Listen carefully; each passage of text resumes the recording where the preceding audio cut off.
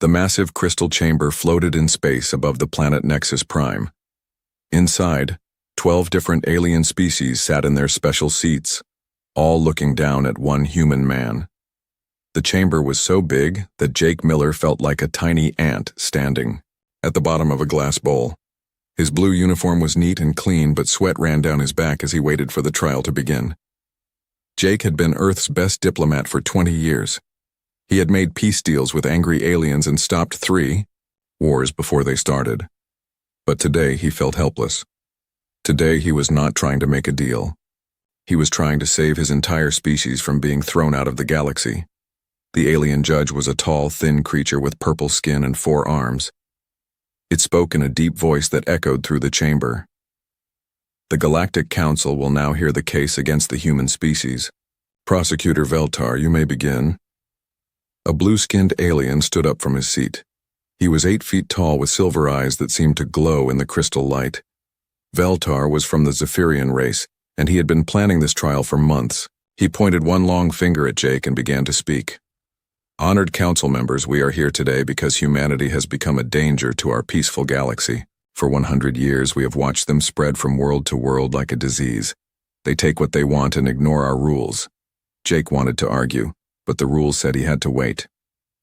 He clenched his fists and listened as Veltar continued. 3 months ago, Captain Lisa Harper led a human fleet into the Kepler system. This system was marked as forbidden by our sacred laws. No species may enter there, yet the humans ignored our warnings.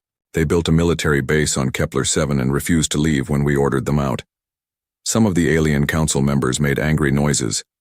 The DarkHFY representative, a huge lizard-like creature, banged his clawed hand on his desk.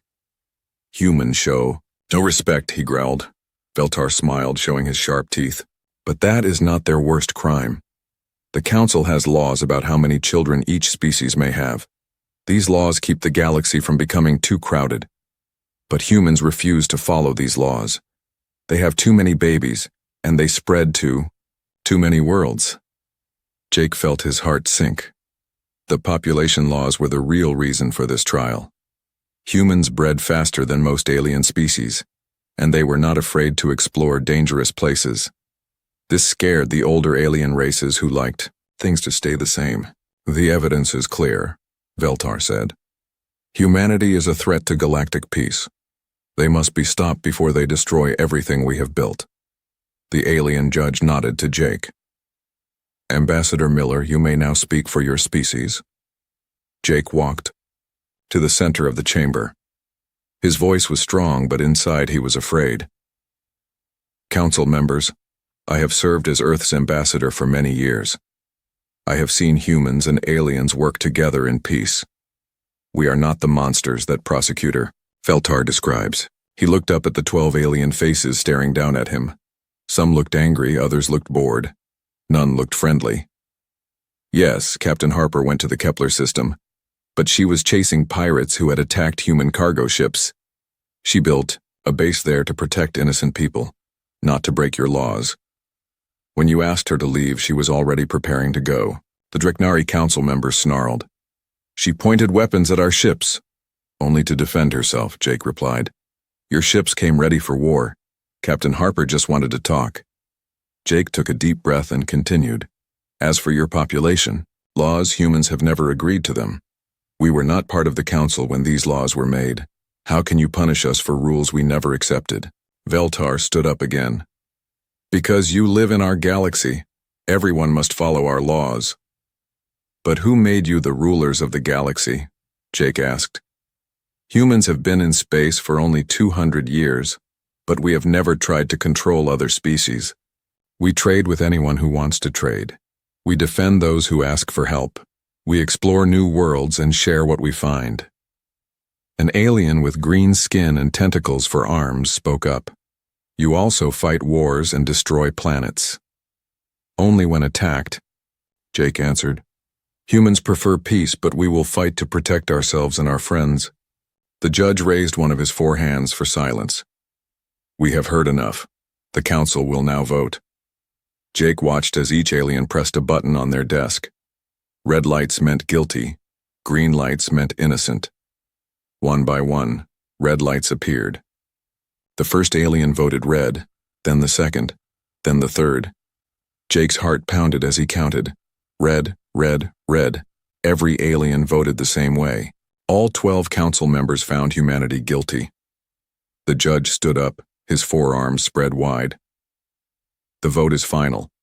Humanity is found guilty of violating galactic law and threatening galactic peace. The punishment is exile. The word hit Jake like a punch to the stomach. Exile meant humans would be forced to leave every world except Earth. All the colonies, all the space stations, all the trading posts, everything outside the Earth's solar system would have to be abandoned. You have 30 Earth days to remove all humans from council space, the judge continued.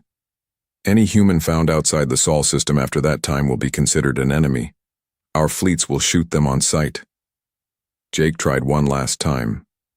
Please, council members. This punishment will kill millions of innocent people. Our colonies cannot survive without supplies from Earth. At least give us more time. 30 days, the judge repeated firmly. The Dreknari fleet will make sure you obey. The huge lizard alien grinned, showing rows of sharp teeth. My ships are already moving to your borders, human. Do not test us. The trial was over. Jake stood alone in the crystal chamber as the alien council members filed out. They talked among themselves, but none looked at him. To them, he was already gone. Jake walked slowly to the chamber's exit. Through the crystal walls, he could see space and the stars beyond. Somewhere out there, human colonies were going about their daily lives. They had no idea that their worlds had just been taken away. As Jake boarded his small ship to return to Earth, he thought about the millions of humans who would have to leave their homes. Families would be torn apart. Dreams would be crushed. Everything humanity had built in space would be lost. But Jake also thought about something else. Humans were good at surviving. They had survived ice ages and wars and plagues on Earth. Maybe they could survive this too. Maybe exile would not be the end of humanity's story in space. Maybe it would be just the beginning. 5 years had passed since the aliens kicked humanity out of the galaxy. Earth looked very different now. Where once there were green parks and quiet neighborhoods, now there were crowded camps filled with angry people. The sky over most cities was brown with smoke from too many factories working day and night. Dr. Amy Foster stood on the roof of her laboratory in what used to be Central Park in New York. Below her, millions of people lived in small metal boxes stacked on top of each.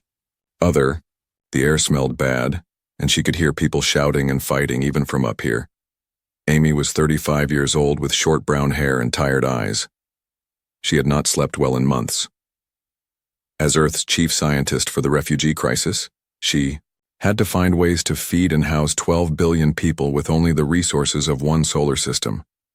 It was almost impossible. Her assistant, Dr. Tony Garcia, came up to the roof carrying a tablet computer. The food riots in Chicago are getting worse, he said. The president wants to know if we can increase food production again. Amy shook her head. We are already using every piece of land on Earth, Mars, and the Moon. We are growing food in space stations and on asteroids. I do not know how to make more. Tony looked worried. What about the ocean farms? We tried that last year. The fish all died because the water became too dirty. We cannot put more chemicals in the ocean without killing everything. Amy walked to the edge of the roof and looked down at the crowded streets. When the aliens had forced all humans to return to Earth, nobody was ready. 30 billion people from hundreds of colony worlds had to find new homes. Most of the colony ships were old and broken. Many people died on the journey home. The lucky ones found places to live in the refugee camps. The unlucky ones lived in their broken spaceships, floating in orbit around Earth like a ring of metal and misery. Any word from the outer guard? Amy asked. Tony nodded. Colonel Brooks sent a message this morning. He says they are still watching the alien patrols, but they cannot get close enough to learn anything useful. The outer guard was humanity's secret weapon. When the aliens had ordered all humans to leave, most people obeyed. But Colonel Ryan Brooks and about 10,000 volunteers had refused to go. They hid in the asteroid belt in secret bases. watching and waiting. Ryan Brooks was a smart soldier with cold blue eyes and gray hair. Before the exile, he had been in charge of defending human colonies from space pirates. Now he spent his time spying on the aliens who had destroyed his world. His newest base was built inside a large asteroid called Rock 7. From the outside, it looked like any other space rock floating in the belt between Mars and Jupiter. Inside it was full of computers, weapons, and very angry humans. "Any news from Kate's team?" Ryan asked his second-in-command. Major Lisa Park Kate Stevens was Ryan's best engineer. She was only 28 but could build things that seemed impossible. Right now, she was working on a new type of spaceship that the aliens could not see on their sensors. "She says the stealth field is working," Lisa replied. "Her test ship got within 1,000 kilometers of a Draknari patrol without being spotted." Ryan smiled for the first time in weeks. "Good. We need to know what the aliens are planning. I do not believe they will leave us alone forever." He was right to be worried. The aliens had not forgotten about humanity. They still had warships watching the borders of the solar system. Any human ship that tried to leave was destroyed immediately. The aliens claimed they were just enforcing the exile, but Ryan thought there was more to it. Meanwhile, on Jupiter's moon Europa, Dr. Amy Foster was about to make a discovery that would change everything. She had brought a small team of scientists to study some strange ruins that had been found under the ice. "These walls are not made by humans," said Dr. Jimmy Liu, Amy's geology expert. "The metal is like nothing I have ever seen." Amy ran her hand along the smooth wall. The ruins were deep under Europa's frozen ocean, in a place where no human had ever lived. But the rooms and corridors looked like they were built for creatures about the same size as humans. "How old are these ruins?" Amy asked. "At least 1,000,000 years, Jimmy replied. "Maybe older." Amy felt excited for the first time since the exile began. "Who built them?" "I do not know. But look at this." Jimmy led her to a room full of strange machines. They were covered in ice, but Amy could see they were very advanced. More advanced than anything humans had ever built. "Do any of them still work?" Amy asked. Jimmy pointed to a small device on a table. "That one started glowing when we cleaned the ice off it. I think it might be some kind of power source." Amy picked up the device carefully. It was warm and seemed to hum with energy. As she held it, symbols appeared on its surface. The symbols looked almost like letters, but not from any human language. "We need to get this back to Earth immediately," Amy said. "And we need to keep it secret. If the aliens find out about this place, they might decide to finish what they started." Back on Earth, President Alex Johnson sat in his office deep underground. The White House had been torn down years ago to make room for refugee housing. Now the government worked from bunkers and basements. Alex was reading reports from around the world: food riots in Brazil, water wars in Africa, power failures in Asia. Everywhere he looked, humanity was falling apart. His secretary, Maria Santos, knocked on his door. "Sir, Dr. Foster is here to see you. She says it is urgent." Amy came into the office carrying a metal box. She looked excited, but also scared. "Mr. President, I need to show you something, but first you have to promise that this stays between us." Alex nodded. "What is it?" Amy opened the box and took out the glowing device. "We found this on Europa. It was built by aliens, but not the ones who exiled us. These aliens lived in our solar system 1,000,000 years ago." The device pulsed with soft blue light. Alex stared at it in wonder. "What does it do?" "We are not sure yet. But our early tests show it produces more energy than anything we have ever seen. If we can figure out how it works, it might solve all our problems." Alex leaned forward. "How much energy?" "Enough to power entire cities. Maybe enough to power entire planets." Amy carefully put the device back in the box. "Mr. President, this could change everything, but we need time and resources to study it properly." Alex was quiet for a long moment. Then he made a decision that would change the fate of humanity. "Dr. Foster, I am giving you whatever you need. Money, people, equipment, anything. But you have to work in secret. If the aliens find out about this, they will never let us live in peace." Amy nodded. I understand, sir. And Dr. Foster? Work fast. I do not think we have much time left. As Amy left the president's office, she felt hope, for the first time in 5 years. Humanity had been kicked out of the galaxy and left to die. But maybe, just maybe, they had found a way to fight back. Far away in the asteroid belt, Colonel Brooks was watching alien patrol ships through his telescope. He did not know about Amy's discovery yet, but he could feel that something was changing. The aliens seemed nervous lately. Their patrols were bigger and more frequent. What are you so afraid of? Ryan whispered to himself as he watched the alien ships. Soon, he thought, he would find out. 10 years had passed since the aliens threw humanity out of the galaxy. But the humans hiding in the dark spaces between planets were no longer the same desperate refugees who had fled their colonies. They had become something new, something dangerous. Dr. Amy Foster stood in her secret laboratory on New Haven Station, a massive space base built inside a hollowed-out asteroid. The laboratory was bigger than most cities on Earth, filled with machines that glowed with blue energy. Amy was 45 now, her hair gray from years of hard work, but her eyes burned with excitement. Sam, come look at this, she called to her partner, Dr. Sam Rodriguez. Sam was a young scientist with black hair and quick hands. He had been Amy's student before the Exile, but now he understood the alien technology better than anyone else alive.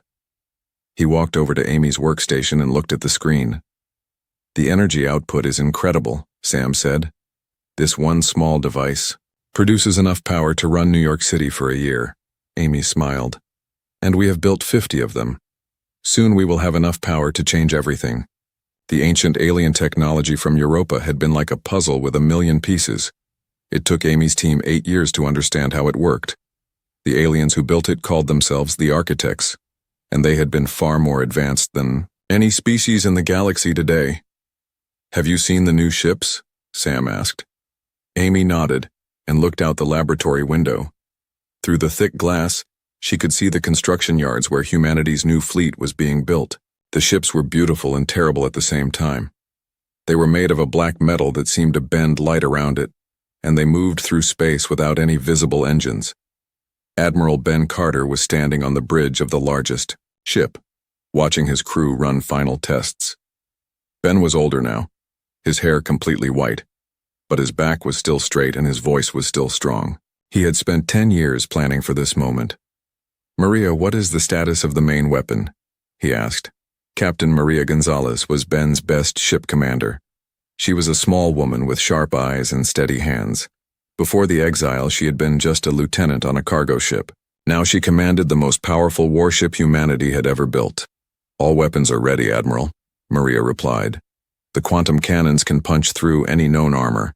The phase torpedoes can pass through shields like they do not exist. Ben nodded. And the engines? We can travel faster than anything the aliens have.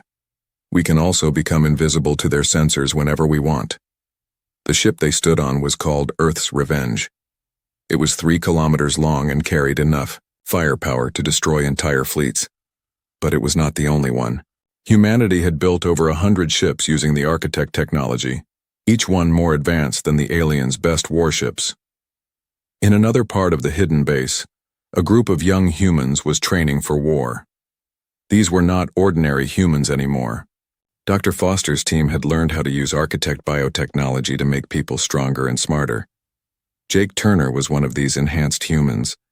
He was 25 years old with bright green eyes that could see perfectly in complete darkness.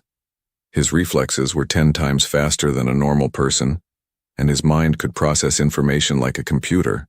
He was training to be a fighter, pilot. Nice flying, Jake, said his instructor, Captain Bobby Wright. But can you do it while being shot at? The training room suddenly filled with holographic enemy ships. They fired red laser beams at Jake's simulated fighter. Jake twisted and turned his ship through the deadly light show, never getting hit once. Too easy, Jake said with a grin. Give me something harder. In the Marine training section, Nicole Adams was teaching new soldiers how to fight in spacesuits. Nicole was a tall woman with muscles like steel cables. She could punch through metal doors and run for hours without getting tired. Remember, she told her students, The aliens are bigger and stronger than old humans. But you are not old humans anymore.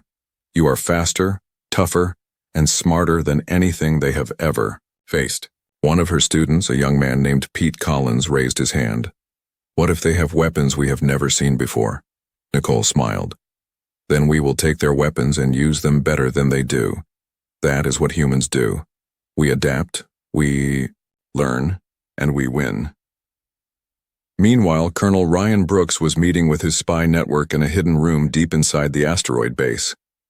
Ryan was older now, his face lined with worry, but his eyes were still sharp as knives. "Danny, what did you learn on the Zephyrian homeworld?" Ryan asked. Danny Clark was Ryan's best spy. He was a thin man with brown hair who could change his appearance to look like almost anyone. For the past 2 years, he had been living among the aliens, pretending to be a traitor from a distant world. "The aliens are scared," Danny said. "They know something is happening in human space, but they do not know what. Their patrols report strange energy readings from our solar system, but every time they try to investigate, they find nothing." Ryan nodded. Kate Stevens's stealth technology was working perfectly. Human ships could move through space completely invisible to alien sensors. "What about their military strength?" Ryan asked. "They have about 10,000 warships scattered across the galaxy. Most of them are old and slow, but the Draknari have some new ships that look dangerous." Ryan thought about this. 10,000 ships sounded like a lot, but humanity's new fleet was designed to fight against much larger numbers. Each human ship was worth 10 or 20 alien vessels. "There is something else," Danny continued. "I found some old records in the Zephyrian archives. The aliens are not the first species to rule the galaxy. Long ago, there was another race that was much more powerful. The current aliens destroyed them in a great war." Ryan felt a chill run down his spine. What were these ancient aliens called? The records called them the Architects. The room was silent for a long moment. Everyone knew about the architect technology that had transformed humanity. But none of them knew that the Architects had once ruled the galaxy themselves. "Do you think the current aliens know that we have architect technology?" Ryan asked. Danny shook his head. "I do not think so. But if they find out, they will try to destroy us completely. They are terrified that the Architects might return someday." Ryan made a decision. "Then we make sure they never find out until it is too late." Later that day, President Alex Johnson arrived at New Haven Station on a secret transport ship. Alex was an old man now, but he still carried himself like a leader. He had come to see humanity's new fleet for himself. Admiral Carter gave him a tour of Earth's revenge. Alex was amazed by what he saw. The ship's bridge looked like something from a dream, with holographic displays and controls that responded to thought. "How many people do we have trained to use this technology?" Alex asked. "About 50,000, Ben replied. "All of them are enhanced humans with special training. Each one is worth 100 normal soldiers." Alex looked out at the construction yards where more ships were being built. "When will we be ready?" "The fleet will be complete in 6 months, Ben said, "but we could fight now if we had to." Alex was quiet for a long time. Then he looked at Ben with serious eyes. "Admiral, I want you to know that I do not make this decision lightly. For 10 years we have lived in hiding and shame. But humanity was not meant to hide in the darkness." Ben nodded. "What are your orders, Mr. President?" "Prepare the fleet. For Operation Homecoming, we are going back to the galaxy, and this time we are going back as equals." Alex paused and looked out at the stars beyond the asteroid field. Somewhere out there, the aliens who had exiled humanity were living their comfortable lives, thinking that the human problem was solved forever. They were about to learn how wrong they were. "Admiral Carter," Alex said quietly, "it is time to show the galaxy what humanity has become." Ben smiled for the first time in years.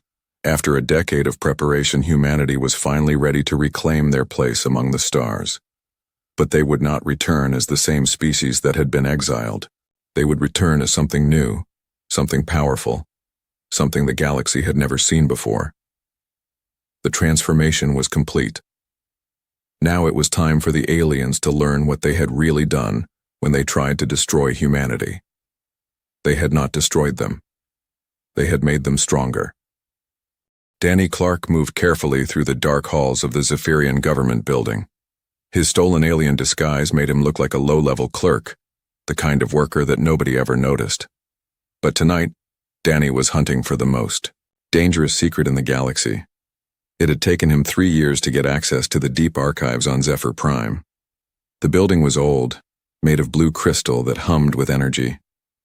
Most of the records here were thousands of years old, forgotten by everyone except a few dusty librarians. Danny found the room he was looking for and used his stolen keycard to get inside. The archives stretched out before him like a metal forest, with millions of data crystals stored on tall shelves. Each crystal held the memories of ancient civilizations. "Computer, show me all records about species called the Architects," Danny whispered. The alien computer made a soft beeping sound. "Warning. These records are classified at the highest level. Access restricted to council members only." Danny smiled and plugged in a small device that Kate Stevens had built for him. The device was made with architect technology and could break through any alien security system. "Access granted," the computer said after a moment. A holographic display appeared in front of Danny, showing images and text from long ago. What he saw made his blood run cold. The first image showed a galaxy full of beautiful worlds and advanced cities. But these were not built by any of the alien species Danny knew. The cities were made of the same black metal that humanity now used for their ships. "The Architect civilization," Danny read aloud. "Dominant species of the galaxy from 2.7 million years ago to 2.1 million years ago. Population, estimated 500 billion beings across 100,000 worlds."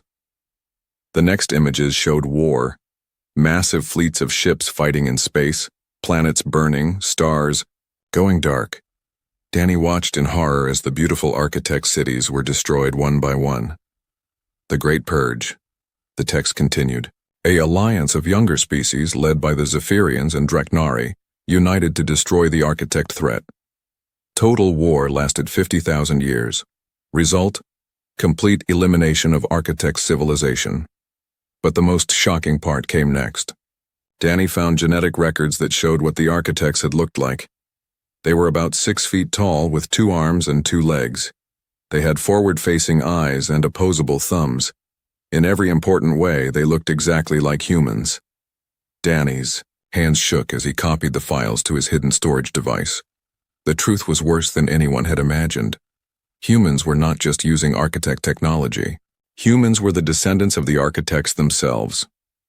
Meanwhile, on New Haven Station, Dr. Amy Foster was making her own disturbing discovery. She was working with Kethra, a Mendari scientist who had secretly joined the human cause 6 months ago. Kethra was different from most aliens. She had soft gray skin and large purple eyes, and she actually cared about finding the truth. She had risked her life to steal genetic samples from alien archives. "Amy, you need to see this," Kethra said, her voice filled with worry. Amy looked at the genetic analysis on the screen.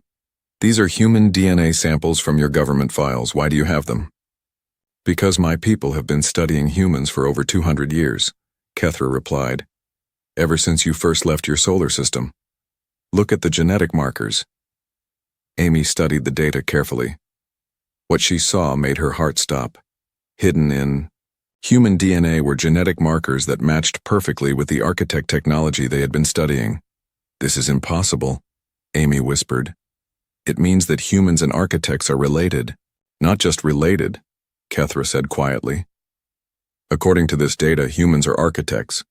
You are the same species, separated by millions of years." Amy sat down heavily in her chair. "But how? The Architect civilization was destroyed completely." Kethra brought up another file. "Not completely. Some Architects escaped the war. The old records show that several ships fled to the outer rim of the galaxy. One of those ships made it to a small blue planet in an isolated solar system." "Earth," Amy said. "Earth," Kethra confirmed. "The survivors hid there and changed their appearance over millions of years to look more primitive. They lost their technology and had to start over. But the genetic potential was always there, waiting." Amy thought about everything that had happened. Humans had always been different from other species. They bred faster, explored more boldly, and learned technology quicker than anyone else. Now she knew why. The Council knew, Amy said. They knew what we were from the beginning. Kethra nodded sadly. The exile was not about population control or breaking laws. The Council was terrified that humans would remember what they really were. They wanted to destroy you before you became strong enough to threaten them again. Back in the Zephyrian archives, Danny was finding more evidence that proved Kethra right.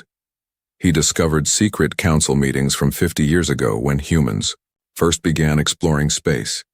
The genetic tests are conclusive, read one old report. The species calling themselves humans are direct descendants of the architects. Their rapid technological development and aggressive expansion patterns match historical architect behavior exactly. Another report was even more frightening. Recommendation: allow humans to expand for now, but monitor them carefully. If they show signs of recovering architect-level technology, they must be eliminated immediately. Danny found the final piece of the puzzle in a recent report dated just 2 weeks before the exile trial. Human military activity in the Kepler system suggests possible discovery of architect ruins. Recommend immediate action to prevent technological recovery. The trial had been a setup from the beginning. The aliens had not exiled humanity because of crimes or overpopulation. They had exiled humans because they were scared that the architects were coming back. Danny finished copying the files and prepared to leave. But as he turned off the computer, he heard footsteps in the corridor outside. Alien guards were coming. Danny hid behind a shelf of data crystals as 3 Draknari soldiers entered the room. They were huge lizard-like creatures with claws that could cut through steel. Someone has been accessing the restricted files, the lead guard growled. Search everything. Danny held his breath as the guards looked through the archives. His stolen disguise would not fool them if they looked closely, but he had one advantage. Human technology was now far more advanced than anything the aliens had. Danny activated his personal cloaking device, another gift from Kate Stevens.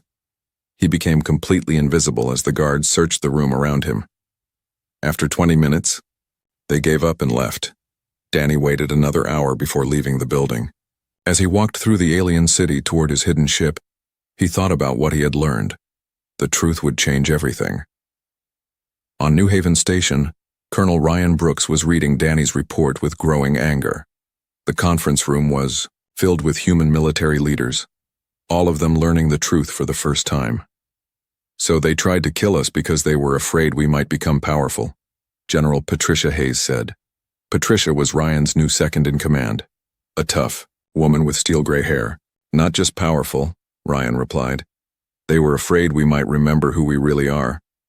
The architects ruled this galaxy for 500,000 years. The current alien species are just the survivors who managed to kill their masters.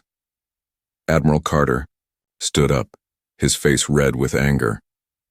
Those bastards have been planning our destruction since the day we left Earth. The exile was just the first step. Dr. Foster entered the room carrying a datapad. I have more bad news, she said. Kethra intercepted alien communications. They are planning something called Final Solution Protocol. Ryan felt cold fear in his stomach. What is that? A plan to destroy Earth and every human in the solar system. They want to finish what they started millions of years ago.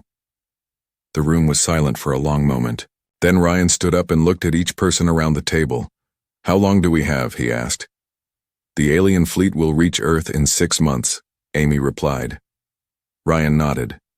Then we do not wait for them to come to us. We go to them first. Admiral Carter smiled grimly. Admiral, Operation Homecoming just became Operation Revenge. Ryan walked to the window and looked out at the human fleet floating in space. The ships looked small compared to the vast darkness around them, but each one carried the power to reshape the galaxy. Send a message to President Johnson, Ryan said. Tell him the truth about what we are and what they tried to do to us. Then tell him that humanity is going home. Ryan paused and thought about the millions of humans who had died during the exile, and the billions more who would die if the aliens succeeded in their final plan. But we are not going home as refugees, he continued. We are going home as the rightful rulers of this galaxy. It is time the children of the architects reclaimed their inheritance. Outside the window, the stars waited silently, not knowing that the galaxy was about to change forever. Admiral Ben Carter stood on the bridge of Earth's Revenge as his fleet moved toward the edge of the solar system. Behind him, 100 ships followed in perfect formation. Each ship was black as space itself and moved without sound through the darkness. "Admiral, we are approaching the alien patrol line," Captain Maria Gonzalez reported from her position at the weapons station. Ben looked at the display screen showing 3 DarkHFY warships waiting at the border. For 15 years, these alien ships had kept humanity trapped in their own solar system. Today, that would end. "All ships, this is Admiral Carter," Ben spoke into his communication device. "Remember, we are not here to destroy everything. We are here to reclaim what was stolen from us. Fire only when fired upon." The lead DarkHFY ship, a massive gray vessel covered in weapon turrets, sent a message to the human fleet. "Human ships, you are violating the terms of your exile. Turn around immediately or be destroyed." Ben smiled coldly. "This is Admiral Carter of the Earth Fleet. We reject your authority over us. Stand aside." The DarkHFY commander was shocked. "Human, you have lost your mind. We have 3 heavy cruisers. You cannot win." "We will see," Ben replied. The alien ships opened fire first, sending streams of red energy beams toward Earth's Revenge. But something impossible happened. The beams passed right through the human ship like it was made of air. "Phase shields at maximum," Maria reported calmly. "Their weapons cannot touch us." Ben nodded. "Return fire. Minimal force." Earth's Revenge fired a single blue beam at the lead DarkHFY ship. The beam cut through the alien vessel like a knife, through paper, splitting it in half. The other 2 alien ships tried to run, but Jake Turner's fighter squadron was waiting for them. Jake flew his small fighter straight through the hull of the second ship, his phase technology allowing him to attack from inside. The ship exploded in seconds. The third alien vessel surrendered immediately. "This is impossible," the surviving DarkHFY captain said over the radio. "Your technology is beyond anything we know." "We learned from the best teachers," Ben replied. "Tell your superiors that humanity has returned to the galaxy." News of the battle spread through alien space faster than light. On the council world of Nexus Prime, panic filled the crystal chambers where the alien leaders met. Veltar, the blue-skinned Zephyrian who had prosecuted humanity 15 years ago, stood before the emergency council session. His hands shook as he read the reports. "The human fleet destroyed our patrol ships with weapons we have never seen," he said. "Their ships can become invisible and pass through solid matter. This technology is far beyond our understanding." The DarkHFY representative, Supreme Admiral Zethkor, slammed his clawed fist on the table. "Then we use everything we have. Send all our fleets to destroy them before they can attack our worlds." The council voted quickly. Within hours, the largest military force in galactic history was moving toward human space. Over 8,000 alien warships from 12 different species converged on the Sol system, but the human fleet was no longer there. Using their advanced technology, they had jumped across the galaxy in minutes. When the alien armada arrived at Earth, they found only empty space and automated defense stations. "Where are they?" Admiral Zethkor growled at his bridge crew. He got his answer when human ships appeared out of nowhere all around the alien fleet. The humans had used their phase technology to hide inside asteroids and space debris. Now they surrounded the much larger alien force. "Alien fleet, this is Admiral Carter." Ben's voice came over every ship's communication system. "You have come to finish what you started millions of years ago. But the architects have returned, and we remember what you did to our ancestors." The battle that followed was unlike anything the galaxy had ever seen. Human ships moved through space like ghosts, appearing and disappearing at will. Their weapons tore through alien shields and armor like tissue paper. Jake Turner and his fighter pilots flew between enemy ships, striking at weak points with impossible precision. Nicole Adams led boarding parties that phased directly into alien ships. Her enhanced Marines were faster and stronger than any alien soldier. They captured ship after ship without killing unless they had to. The alien fleet, despite having 10 times more ships, was completely outmatched. Admiral Zethkor watched in horror as his mighty armada was torn apart by the small human force. "Retreat," he finally ordered. "All ships retreat." But Ben Carter was not finished. "No," he said quietly. "You wanted to destroy humanity completely. Now you will face the consequences." The human fleet pursued the fleeing aliens all the way to Nexus Prime. The crystal station that had once been the symbol of alien power now hung helpless in space, surrounded by black human warships. Inside the council chambers, the alien leaders huddled together in fear. They had sent their best fleets against humanity and watched them be destroyed. Now the humans were at their door, and there was nothing left to stop them. "What do they want?" whispered the Mendari elder, Veshti. They got their answer when a single human ship docked with the station. Ambassador Jake Miller walked into the council chambers, but he was not the same man who had stood trial 15 years ago. The genetic enhancements had made him taller and stronger, and his eyes glowed with inner power. "Council members," Jake said in a voice that echoed through the crystal halls. "I have returned." Veltar fell to his knees. "Please do not destroy us. We only did what we thought was necessary." Jake looked at each alien in turn. "You tried to commit genocide against my species because you were afraid we might become what we were always meant to be. You succeeded, only in making us stronger. What will you do to us?" asked Veshti. Jake was quiet for a long moment. Outside the windows, the alien leaders could see the human fleet waiting in space. Each ship had enough power to destroy entire planets. "That depends on you," Jake finally said. "The old galactic order is finished. The council that tried to destroy humanity no longer exists. But we are not here for revenge. We are here to build something better." Jake activated a holographic display that showed his proposal for a new galactic government. The Galactic Alliance will be based on equality between all species. No one race will rule over the others. Technology and knowledge will be shared freely. Wars of conquest will be forbidden. Veshti leaned forward. "And if we refuse?" Jake's expression hardened. "Then you will learn what happens to species that threaten the peace of the galaxy. The architects ruled for 500,000 years because they were strong enough to protect the innocent and punish the guilty. We are prepared to do the same." One by one, the alien species agreed to join the new alliance. The Draknari held out the longest, but even they eventually surrendered when they realized they had no choice. 5 years later, Jake Miller stood on the observation deck of Alliance Station, the new capital of the galaxy. Through the windows, he could see ships from dozens of species working together to explore new worlds and build a better future. Dr. Amy Foster had established research centers throughout the galaxy where humans and aliens worked side by side to unlock the remaining secrets of architect science. The technology was being used to heal damaged worlds and help struggling civilizations. Captain Maria Gonzalez commanded the exploration ship New Horizons as it prepared to leave the galaxy entirely.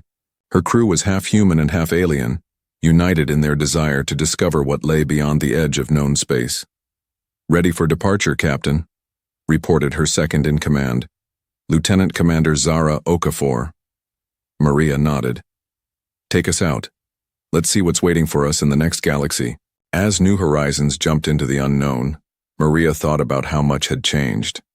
Humanity had been exiled as refugees and criminals. They had returned as the leaders of a new age. But the most important change was not in technology or politics. It was in the hearts of every being in the galaxy. For the first time in millions of years, different species were working together instead of fighting each other. The architects had been destroyed because they ruled through fear and power. Humanity had succeeded because they offered something better: hope, cooperation, and the chance for every species to reach their full potential. Back on Earth, children who had been born during the exile were now adults working in space. They would never know the fear and desperation their parents had faced. For them, The galaxy was not a hostile place to be conquered, but a vast home to be explored and protected. The exile that was meant to destroy humanity had instead made them into something greater than they had ever been before. They were no longer just the descendants of the architects. They were the builders of a new and better galaxy, where every species could live in peace and reach for the stars together. The dark years were over. The age of the Alliance had begun.